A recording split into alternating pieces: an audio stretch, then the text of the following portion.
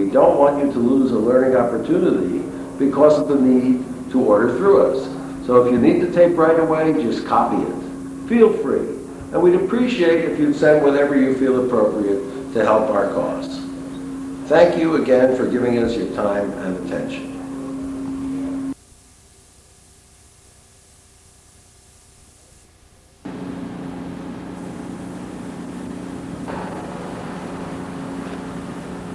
It's our pleasure, as always, to have Rabbi Riskin open our Yom Iyun. And I'm sure those of you who have been here before, heard Rabbi Riskin, those of you who have not, I'm sure that we will enjoy and be very stimulated by what he has to say.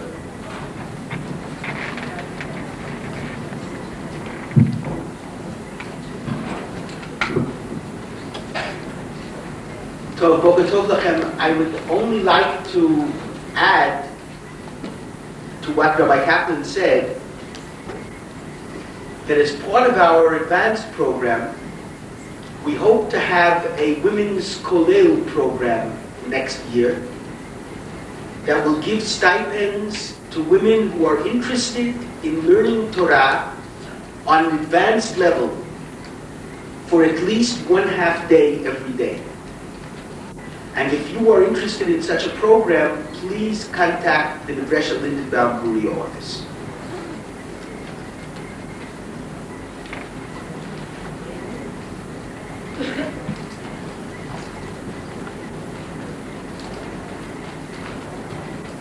My introduction this morning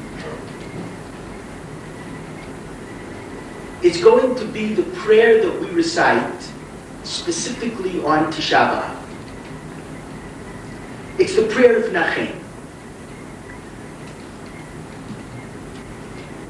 I also want to say something parenthetically. You know that when Rav Shner Zalman of Ladi, who was the founder of the Chabad movement, the Lubavitcher movement, was a very, very young man, very promising student, brilliant intellect, and not a Lubavitcher Chassid. However, Rav Shner Zalman of Ladi has been correctly compared to the Rambam in terms of the kind of intellect which managed to encompass profound halachic scholarship with very rich and innovative philosophical insights. Rav Shner Zalman, after all, wrote the Tanya, which is a philosophical work, and probably did more to popularize Jewish mysticism, the Zohar HaKadosh, than any other book in Jewish history. And he also wrote the Shulchan Aruch of the Rav, which in certain respects is probably the best code of halakha we have, certainly in terms of Hilchot Pesach. So when he was a young man, obviously he was an Ilui, he was very, very promising. He was supposed to go to Volozhin and study there. And instead he went to Mezrich and studied with the Maggid of Mezrich, who was the prime student of the Baal Shem Tov, and the real organizer, the force behind the Hasidic movement. His father-in-law was very upset. His father-in-law thought he was getting a, quote, Harvard scholar, going to Volozhin. Volozhin was the Harvard Lahavdil at that time. So his father-in-law thought he was getting a Harvard scholar. And here the fellow went off to Yeshiva University. So he was very upset.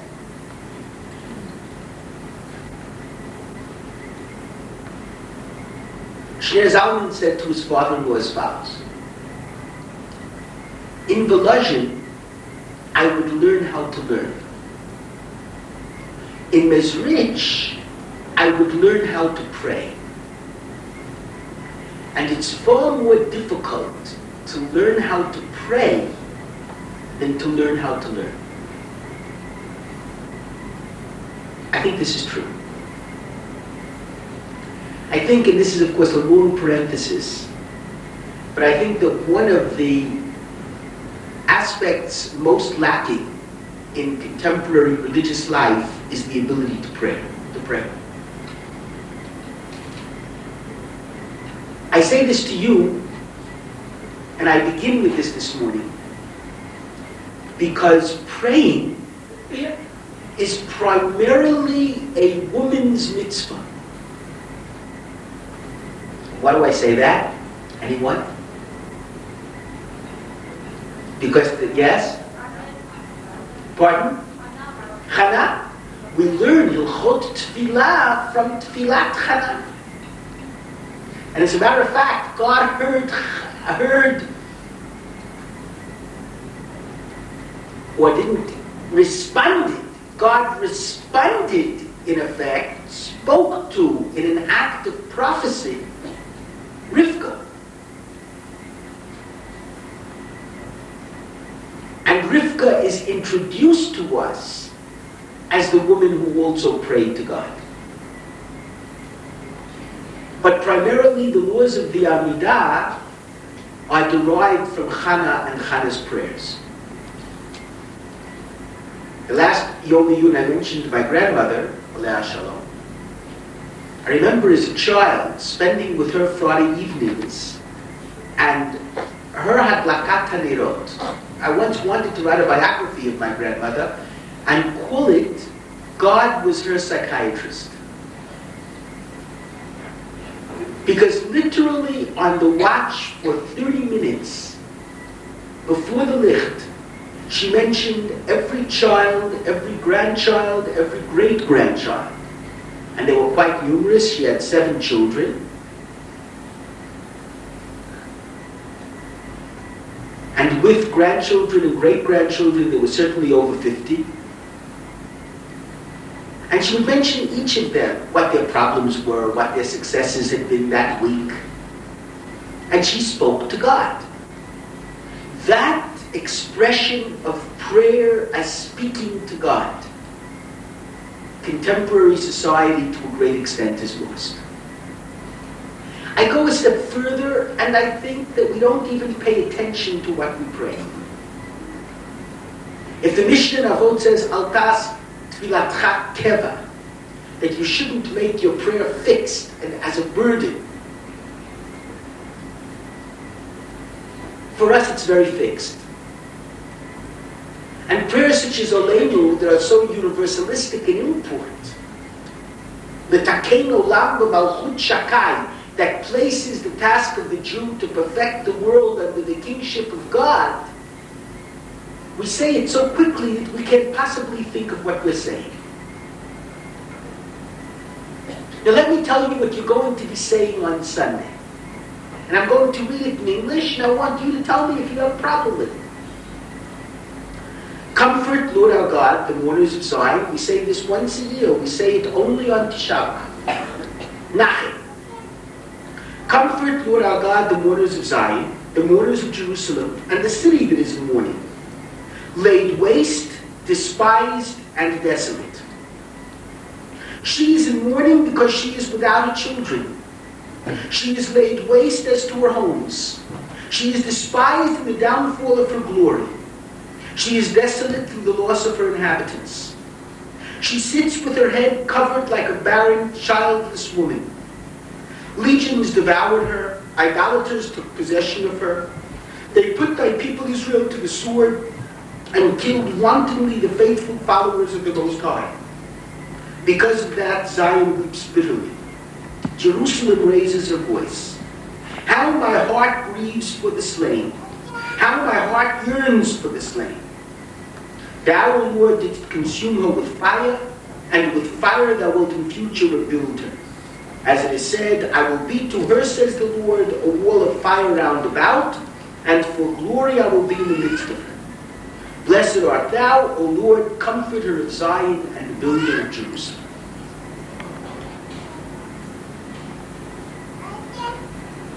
What's the problem with this, if you have a problem? Yes? It's really not like that thing. Now we say it. Do we think about it?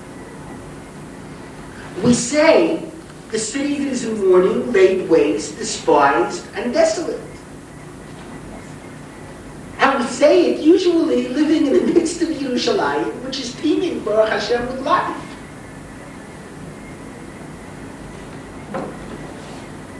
Now, one contemporary halakhic authority, and I'm going to begin with this because it introduces my entire topic this morning. I'm also not used to early morning classes, as you can see. Certainly early morning lectures. I'm used to Gemara Shiurim. I want to give you two interesting sources. There's a sefer called Asay L'Chabad, which is written by the chief rabbi of Tel Aviv, the chief Sephardi rabbi of Tel Aviv, Rav David Alevi, a very fine contemporary Talmid Chacham, as I said, the chief rabbi of Tel Aviv. Chelek Aleph, the first portion of the book, the first volume of the book, Amud Memvav, page 46. And he says, how can you say this? You are in effect saying falsehoods. And he suggests that with Yerushalayim rebuilt, we should add one word to this prayer. And that one word is Ve'et ha'ir shahayta aveila v'chariba. The city which was despised and desolate. Understanding that the past tense goes on all of the verbs that follow. So add one word. We certainly legitimately mourn today for the city which was desolate. We certainly cannot forget, even in the backdrop of Yerushalayim rebuilt, the sad tragedy of the destructions and devastations which were. I once heard from my Rebbe Rav Soloveitchik that how could that city, which was so great, now be empty of person? He said, even when the city is rebuilt, we still have to ask HaKadosh Baruch Hu, how is it possible that so many righteous people were killed? So we certainly legitimately mourn for what was, but we have to understand that that's the situation that was, it is not the situation which is. Rav Goren is even more extreme. I admit I didn't see it in writing. However, I received each year, each summer that I was in the Kibbutz Adati, a version which was printed according to Rav Goren. I've heard it said in his name very often. Although again, I admit to you, I did not see it in writing, that the whole central part of this Nachem prayer is to be wiped out. And Rav Goren's version is Nachem Hashem Elokeinu et avelei Tzion et avelei Yerushalayim. Comfort, Lord our God, the mourners of Zion, the mourners of Jerusalem. And certainly we are still mourners because the Beit HaMikdash has not been rebuilt. But then no longer any discussion whatsoever concerning the despised empty city. And then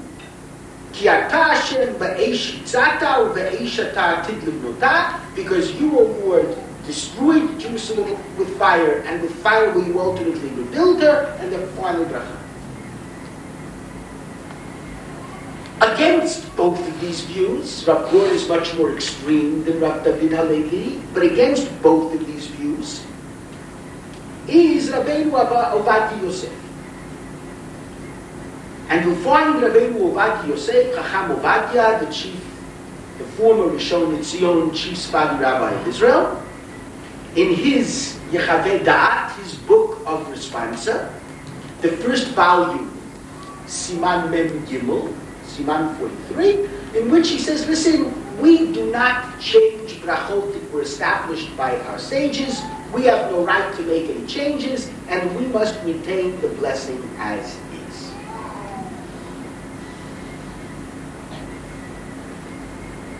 Okay. A very legitimate machloket. Perhaps at the end of my shiur this morning, I'll tell you how I asked for a front. But nevertheless, it's a very interesting difference of opinion. And the difference of opinion places in perspective the fundamental question that I want to place before you this morning. And that question is it still necessary for us to mourn during these 3 weeks? Maintain Shiva Asar B'Tammuz and the Tisha B'Av as we have in the past, given the new reality of Yerushalayim Reborn.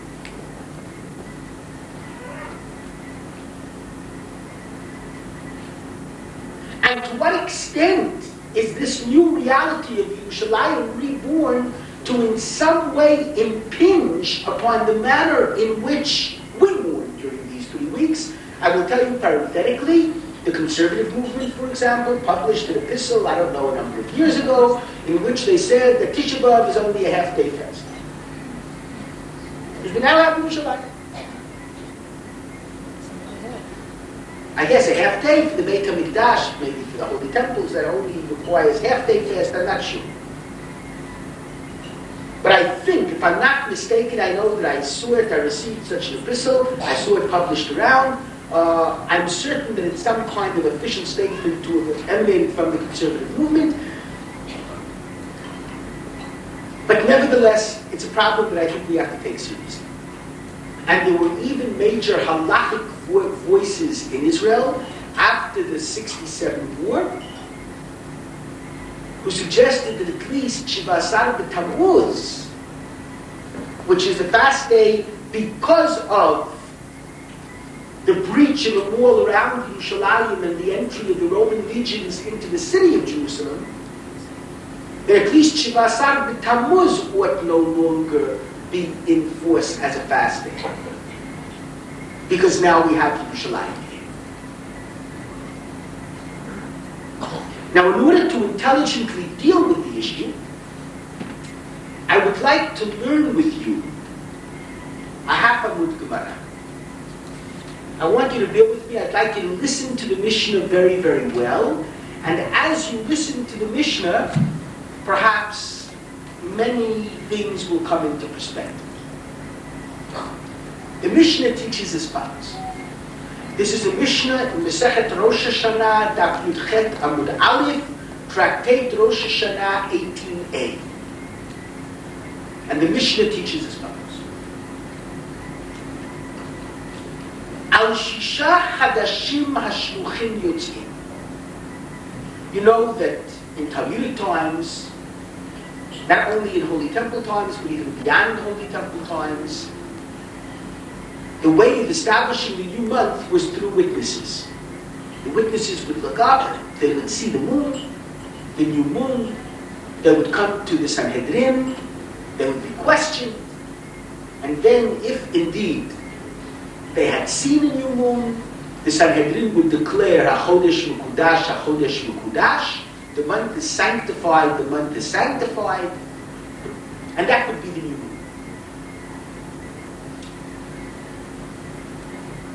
I've always said, by the way, that this to me is an amazing sign of Jewish optimism. Because you can imagine religious Jews, and you're even allowed to desecrate the Sabbath day in order to make your way to the Sanhedrin and to give testimony concerning the new moon. And the halakha, in effect, urges the Jews to scan the skies, the dark, blackened skies, because as the moon wanes, it appears to have disappeared altogether, and the night is indeed very black. If you live in a place like Efrat, you can truly see the difference. You can walk in the street with no difficulty. You don't need any lights when it's the 10th to the 20th of the month. And when it's the end of the month, it's pitch black at night. So you can see Jews being encouraged to look in the blackness of the sky for the beginning sliver of the new moon, and in that new moon you can see the whole notion of renewal and renewed hope, renewed potential and renewed possibility, which is involved in the new moon. And Chodesh, month, comes from Chadash, new, for a very good reason. It's that fundamental faith in the ability of renewal, and that from destruction can emerge rebirth, which is a fundamental theme of Jewish theology. So the Mishnah teaches, Al Shisha Chadashim HaShluchim Yotzim. On 6 months, there are 6 months in which messengers were sent out, because after all they didn't have communication then will we have communication today. When the Sanhedrin would declare the new month on the basis of the witnesses, and it wasn't always clear if the previous month was 29 days long or 30 days long. If you're working with a lunar calendar, that's correct. And you had to know, because you had to know when in the following month to celebrate the festival. If the festival, let's say, of Pesach, which is the 14th, was the 14th on Tuesday or on Monday, depending on how many days the previous month had. So Sanhedrin would dispatch messengers to let the Jews know, wherever Jewish communities may have been, precisely when the new moon had been established. And they do so on 6 months, the Mishnah says. Yotzin al Nisan, they would go out concerning the month of Nisan to tell the Jews when Nisan takes place, Mipnei HaPesach. They have to know when to keep the Seder night. Al-Av Mipnei HaTanit. On the month of Av, they have to know when to fast on Tisha B'Av. Al-Elul Mipnei Rosh Hashanah. They have to know when Elul comes out, because they have to know when Rosh Hashanah is. You know, that's the most difficult, because it's the beginning of the next month, of Tishrei. And that's why, even in ancient times, we always kept 2 days Rosh Hashanah, because it was so easy for the messengers not to get there on time. Al Tishrei Mipnei Takanat HaMoadot. On Tishrei, the messengers go out in order to establish all of the festivals, to know when Sukkot will take place and Shmini Atzeret will take place. Al Kislev Mipnei Chanukah. They have to know when to light Hanukkah candles. Ba'al Adar Mipnei HaPurim. Ukishahaya Beit HaMikdash Hayam. And when the Holy Temple stood, Yotzim Af Al Iyar Mipnei Pesach Katan. They would go out an extra time, a 7th time, to know when Pesach Sheni was, for those who had been ritually impure when Pesach came about the first time, in order to enable them to bring the Paschal sacrifice. Now, can anybody tell me what amazing fact you can deduce from this Mishnah concerning the necessity to keep fasting today? Would you repeat it? I'll repeat it very quickly. I see one hand I want to see. Just repeat it. Read it straight. Al Shisha Chadashim HaShluchim Yotzim. The messengers go out on 6 months. Al Nisan Mipnei HaPesach. Al Av Mipnei HaTanit. Al Elul Mipnei Rosh Hashanah. Al Tishrei Mipnei Takanat HaMoadot. Al Kislev Mipnei Chanukah. Ba'al Adar Mipnei HaPurim. Ukishahaya Beit HaMikdash Hayam. When the Holy Temple stood, Yotzin Af Al Iyar Mipnei Pesach Katan. They also go out on Iyar because of Pesach Sheni. Now, what amazing thing do you deduce from this Mishnah? Yes?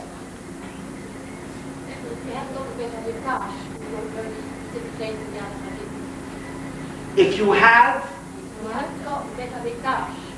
We may not know specific dates of the Anachagim. Not necessarily. Oh, you mean because... But apparently they went down even when there was no Beit HaMikdash. Now, of course, we have a fixed calendar. Yes? Yes?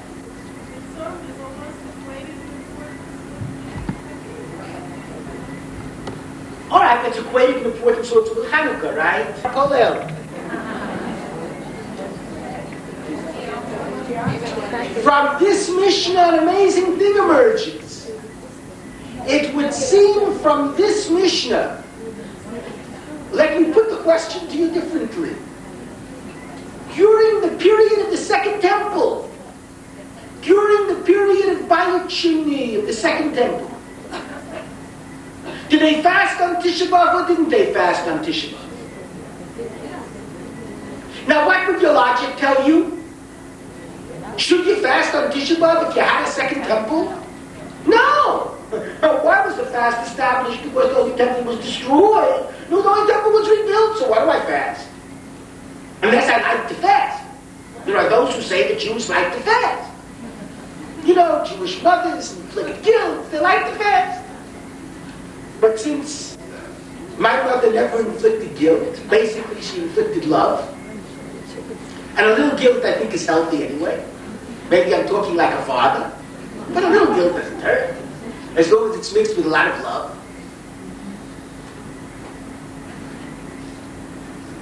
I don't buy that. I don't think Jews are masochists. So ordinarily speaking, if I were to ask you the question, why do we still fast on Tisha B'Av today? The usual answer that I would receive is, well, we still fast on Tisha B'Av because we don't have what? The Beit HaMikdash. But it seems from this Mishnah that even when they had the Beit HaMikdash, Bayit Sheni, they had rebuilt the Holy Temple, they still fasted on Tisha B'Av. Because after all, the Mishnah says, when the Beit HaMikdash was in existence, they went out on the 7th month. It doesn't say they didn't go out on Av with Bnei HaTanit. They went out on all the 6 previous plus.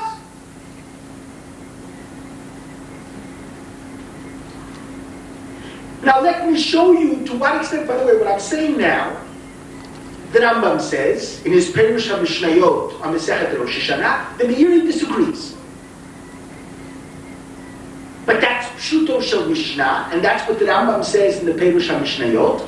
And more interestingly, Josephus, in his history, Josephus records as a living observer that throughout the Second Temple period, they still fasted on Tisha B'Av. Now the question is why?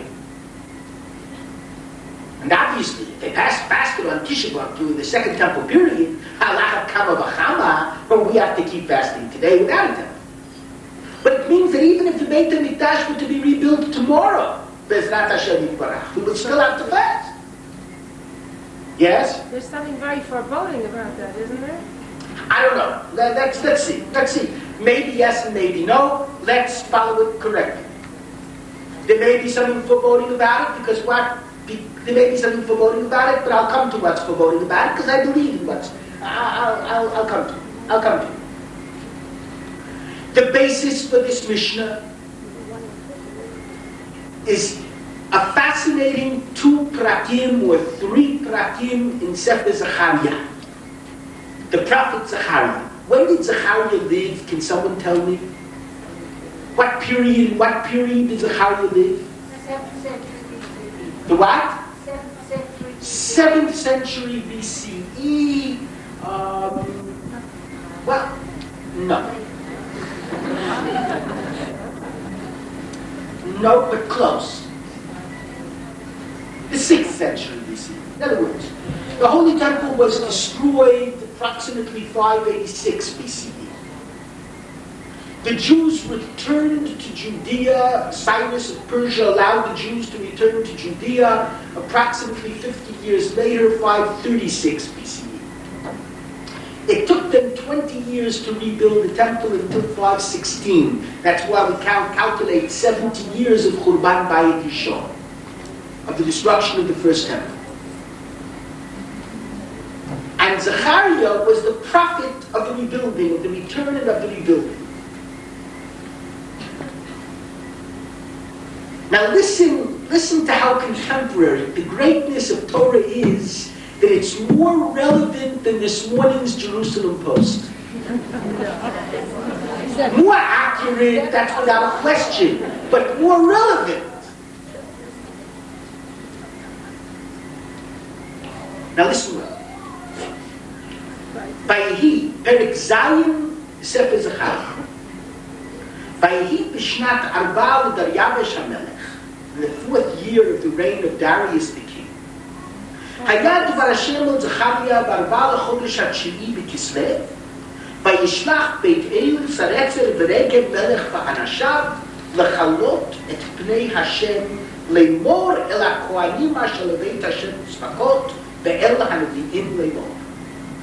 A delegation from Babylon, a delegation of Jews. Like now we have, I'm rushing back to Efrat, because there's a delegation of leaders of American Jewish communities. Rahman al-Islam. I'm sorry, world Jewish communities. And they're coming to visit us in France, so I have to say a few words to them. Obviously, I'll tell them to come to Israel. That's the best thing they can do. But a delegation like this from the diaspora came to Israel the year of the rebuilding of the Beit HaMikdash. Darius, according to the Gemara in the Sechet Megillah, Daf Yudalid, was whom? The son of Queen Esther and Ahasuerus. So yeah, you could also join the Kollel. Exactly.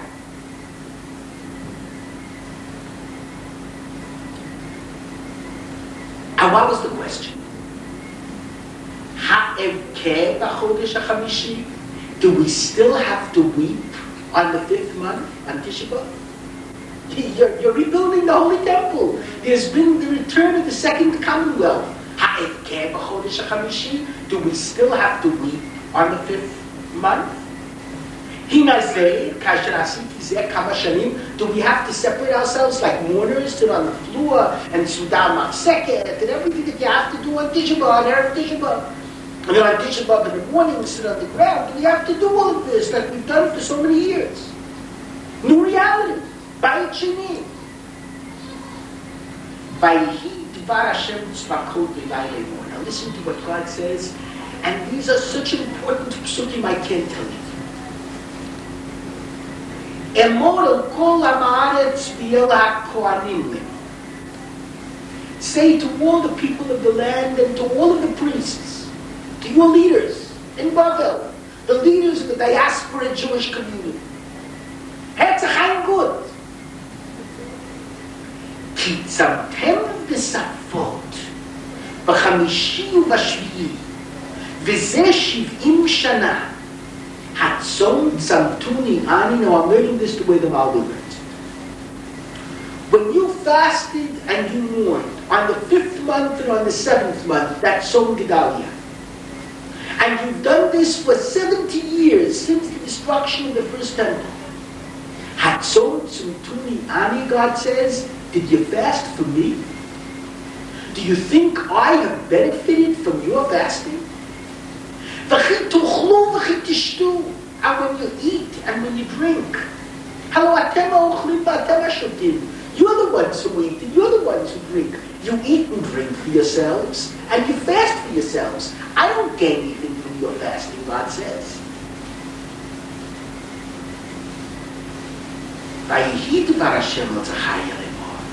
This is what God says to Zechariah. This is what the Lord God of hosts says. Mishpat emet shvot. True judgments shall you judge. V'chesed v'rachamim asu v'shetachliv. And loving kindness and compassion shall one man do to his brother. V'almana v'yatom ger v'ani al tashoku. And the widow and the orphan and the stranger and the poor you shall not oppress. And in your hearts you shall not think of doing evil to your brothers.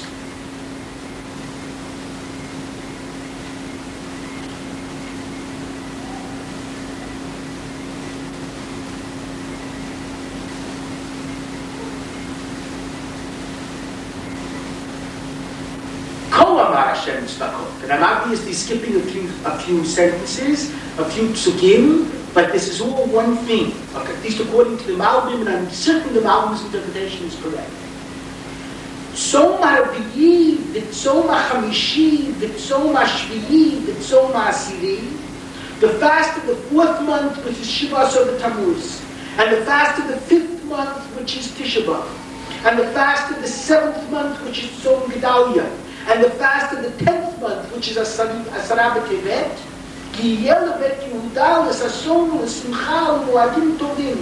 will be for the house of Judea for gladness and rejoicing and for festivals. When? When you will love truth and peace. Oh, the There will yet come a time when people from all the nations will come and will inhabit many cities in Israel.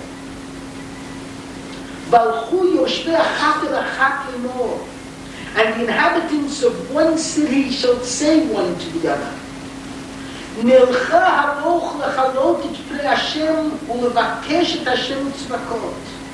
let's go to search out God, to seek the words of the living God. And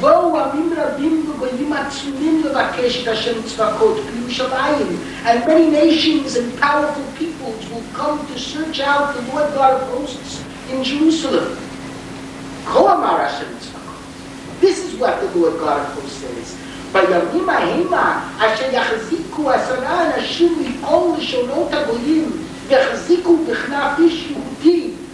10 goyim will grab on to the ends of the kapota of one Jew and will say to him, Nilchaim machem ki shomanu Elokim machem.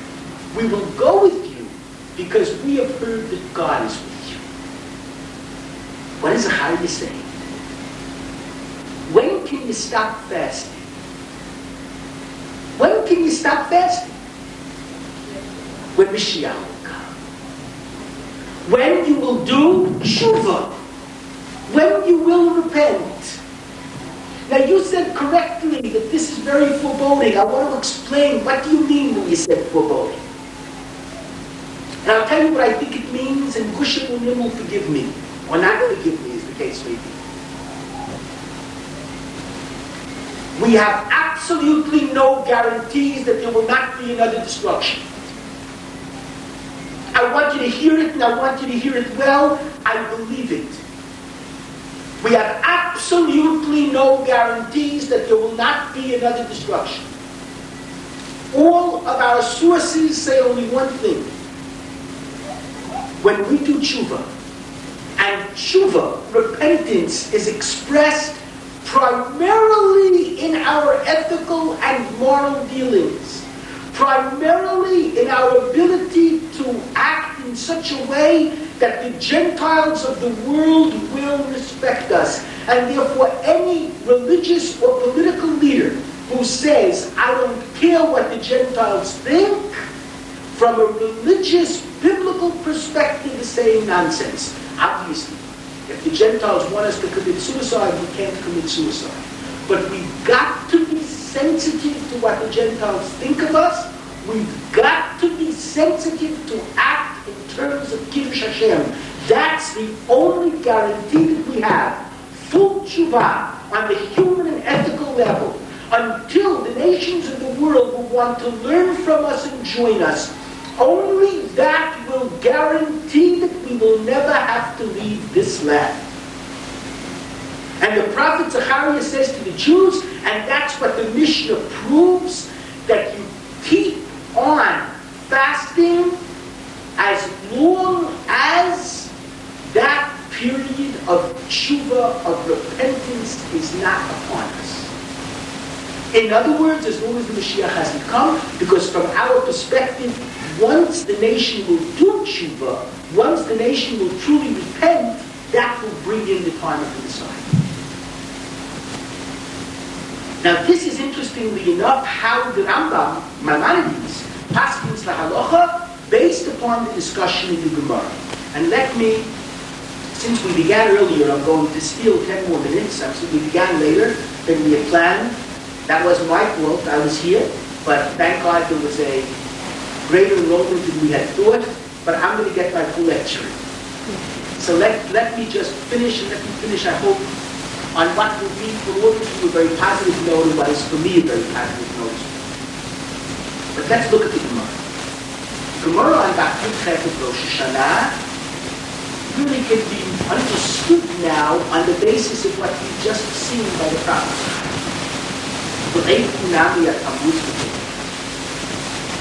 Actually, they should send out messengers, not really on Tisha B'Av because of the Tarikh.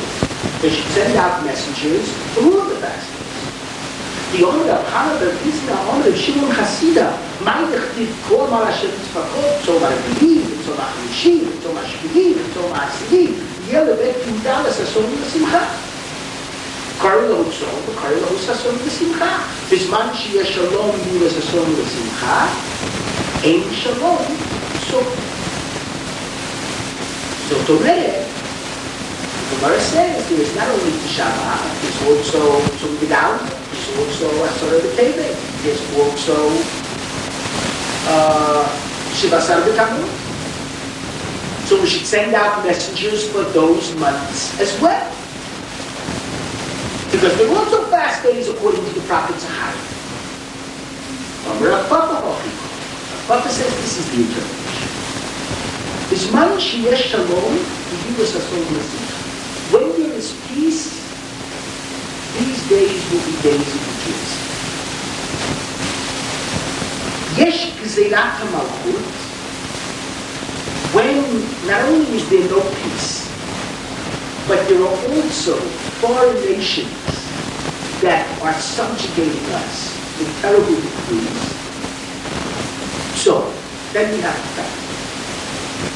Ein gzeirat hamalchut ve'ein shalom, if we're in some midway position, where there's no peace. In other words, Rashi says, the Jewish people do not necessarily have national sovereignty, but nevertheless, the Gentiles are not subjugating or persecuting us.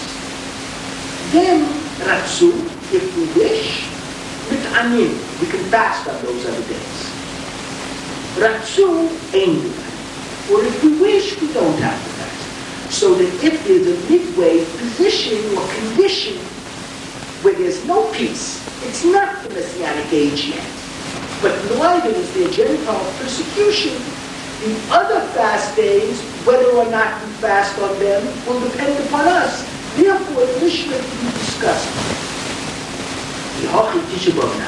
Perhaps that should apply to Tisha B'Av as well.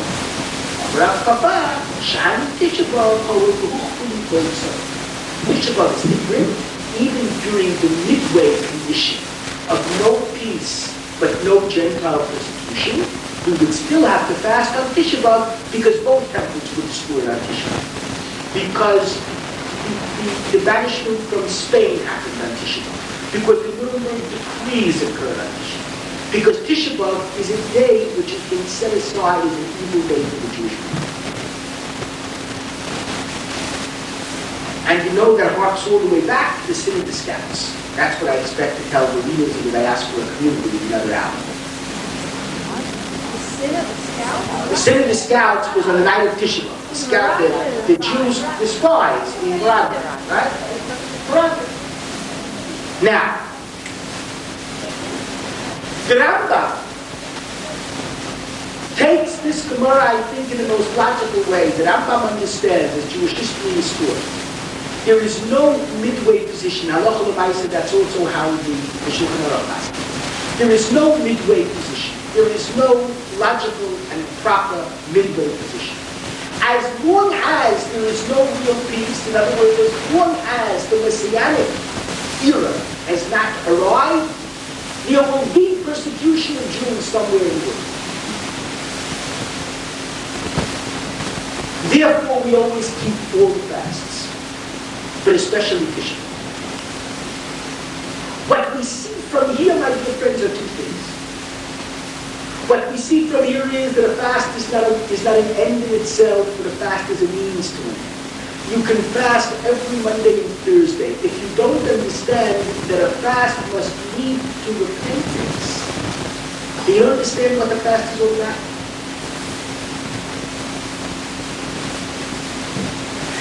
And that's the connection between the fast on Yom Kippur and the fast on Tisha B'Av. You know, the Reb Yitzchak of Bedichik used to say, even if I had not been commanded to, I would fast on Tisha B'Av because I'm so sad. And even if I had not been commanded to, I would fast on Yom Kippur because I'm so happy. We fast on Yom Kippur because we recognize the spiritual potential within us. We become like angels, we don't need food. We fast on Tisha B'Av because of the destruction of the temple, because of our sins. Both fasts have in common with each other the message of tshuva, of repentance. Yom Kippur is a very happy day. It's a Yom Tov. There's no mourning on Yom Kippur. Tisha B'Av is a very sad day.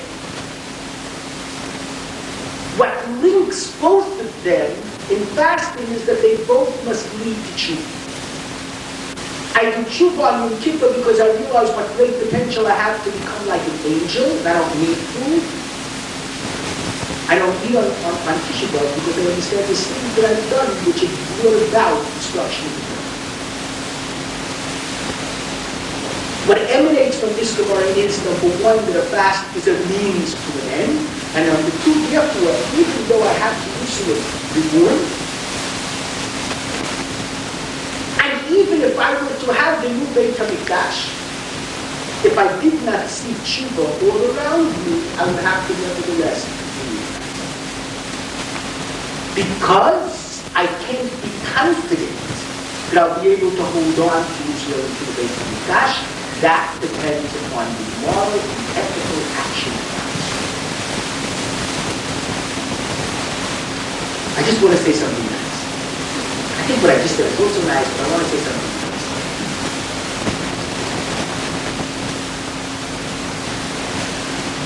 This year, there's almost no Tisha B'Av. According to the Sfardim, there's altogether no Tisha B'Av. According to the Ashkenazim, there's a little bit of a Tisha B'Av, because Tisha B'Av comes out on Shabbos.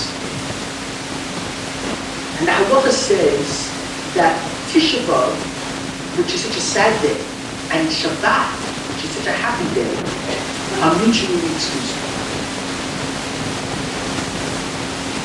According to the Ashkenazim,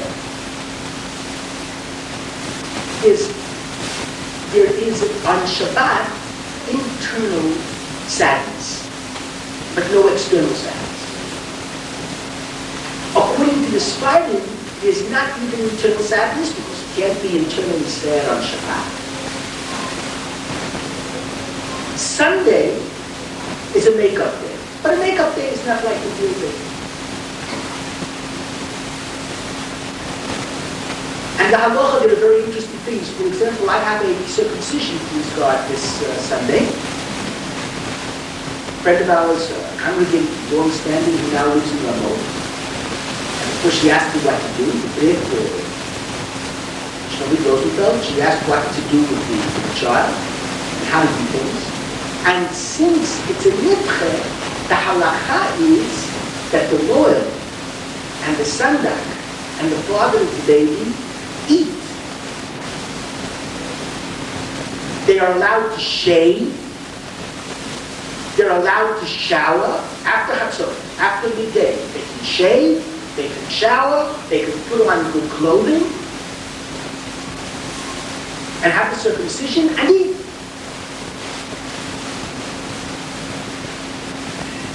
Now, you could only do this because Tisha B'Av is a nitche. If Tisha B'Av without a nitche, we have the circumcision, and the meal would have to be eaten for them as well. But the three major participants in the circumcision are allowed to eat because it's a nitche, because it's not really Tisha B'Av. Now, even Tisha B'Av, in an ordinary year, is not really Tisha B'Av. Why do I say that? Because Zechariah says about Tisha B'Av, not only is it a fast day, but please God, when the Jews do tshuva, it will turn into a great day of rejoicing. And that's what we put on tefillin in the afternoon, and that's why we don't say tachanun, because Tisha B'Av is also called by the prophet Zechariah a day of rejoicing. Judaism is very interesting, and Judaism teaches moderation. So the happiest day of your life is your wedding day. You break a glass because you have to remember the world is not yet unique. The saddest national day is Tisha B'Av, yet the afternoon we put on tefillin, and we don't say tachanun, because it's also called a festival day, because you have to have confidence and faith that the Jews will repent, and that ultimately the Messiah will come. And the personal circumcision overrides even the national mourning of Tisha B'Av, And we guess that every circumcision is Elijah the prophet, and it is, after all, the ultimate redeemer of Israel. We hear that song, that this be the last Tisha B'Av that we have to fast. We hear that song, that first, this year be the year of tshuva of everyone, and that please God in witnessing our day, Tisha B'Av, and all the fast days, as days of great happiness and rejoicing for the temple and the world rebuilt on the basis of chesed and kindness. Thank you very much.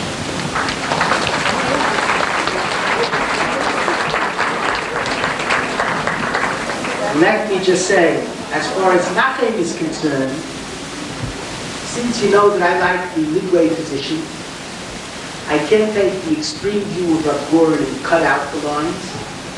Neither can I take the other view of Rabbeinu Ovadia Yosef and say things that I think are not true. Therefore, I urge that in a prat we add the word v'haita. It was that way. Thank God it isn't that way now, but we must remember every word of how it was, because unless we act differently, so tragically we can again, the only guarantee we have is a future.